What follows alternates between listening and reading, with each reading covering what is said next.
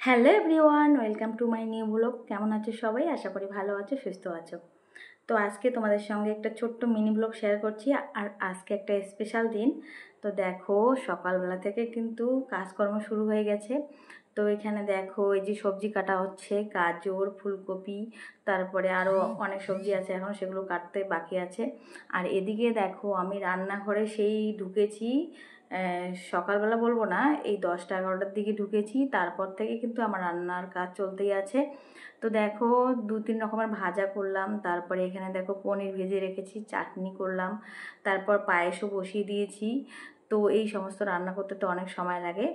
তো আজকে হলো আমার বাবুর জন্মদিন, তো সেই জন্য আমি স্পেশাল রান্না করছি। তো জন্মদিনটা বেশি বড় করে করছি না, একদম ছোট করে। আর জানোই তো, জন্মদিন মানে বাচ্চাদের কতটা আবদার। তো বেশি আবদার নেই, শুধু একটু খাওয়া দাওয়ার আয়োজন করেছি, অল্প কিছু, বেশি কিছু করিনি। তো দেখো, এই যে রান্না হয়ে গেছে, দুপুরবেলা সবাই আমরা খেতে বসেছি, দুপুরবেলার খাওয়া দাওয়া শেষ। তারপর দেখো, সন্ধ্যাবেলা একটু ছোটো মোটো একটু অনুষ্ঠান হবে, তার জন্য দেখো আবার একটু রান্না চলছে আর কি।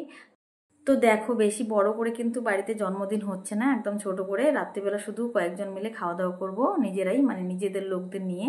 তো এখানে দেখো ফ্রাইড রাইস হয়ে গেল, আর এদিকে দেখো আমি মাংসটা রান্না করতেছি। তো এখন মনে হচ্ছে বিকেল 4টা বাজে, আর সেই সকালবেলা ঢুকেছি রান্নাঘরে। তো সমস্ত রান্না কিন্তু শেষ, দুপুরবেলার খাওয়া দাওয়া হয়েছে, শুধু রাত্রিবেলা যে খাবো আর কি, তার জন্য ফ্রাইড রাইসটা করা হলো। আর এদিকে দেখো, চিকেনটাও কিন্তু আমার রান্না হয়ে গেছে, চিকেনটা রান্না হলে কিন্তু শেষ রান্না। তো দেখো, এখন বাজে রাত্রি প্রায় 8:30 বাজতে চললো আর কি। ঘর সাজানো হয়ে গেছে সামান্য উপকরণ দিয়ে, শুধু বেলুন দিয়ে। তো যাই হোক, এই যে বার্থডে বয়, আর দেখো তার বন্ধু বান্ধব এসে গেছে।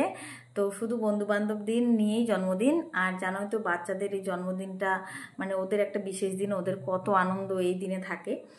তো যাই হোক, ছোটো মোটো করে জন্মদিনটা পালন করলাম। তো তোমরা সবাই আশীর্বাদ করো আমার বাবুকে, ও যেন সারা জীবন ভালো থাকে, সুস্থ থাকে, আর বড় হয়ে যেন খুব ভালো কাজ করে।